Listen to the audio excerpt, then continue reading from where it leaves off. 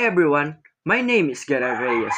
Today, I want to talk about something is very important on how we use social media and how it can be good or bad depending on how we handle it. This image you're seeing right now represents cybercrime awareness. The hooded person behind the laptop shows how some people online hide their real identity. On social media, not everyone is who they claim to be, and that's where danger can begin.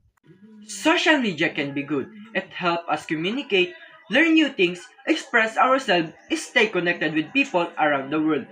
But at the same time, it can be dangerous. One of the biggest risks is clicking without thinking. Suspicious links, fake giveaways, and unknown message can lead to hack our device or stolen information.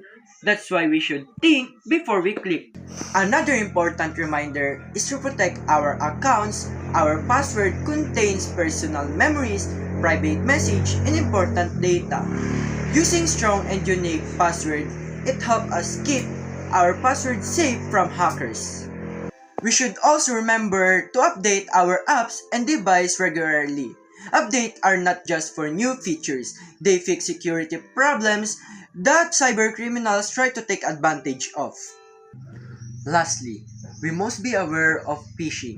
Never share your personal information, password, or codes through your message or emails, even if they look real or come from someone you know.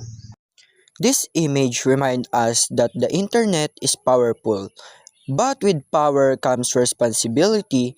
Social media itself is not bad. It is a tool that helps us connect, learn, and express ourselves.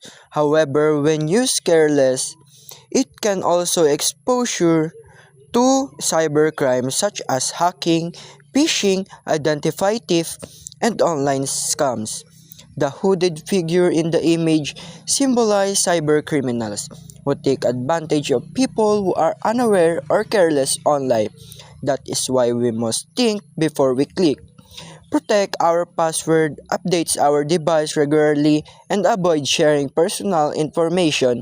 By being responsible and alert users, we can enjoy the benefit of the internet while staying safe from harm. So let's be smart, be aware, and use social media in a way that we keep us safe and informed.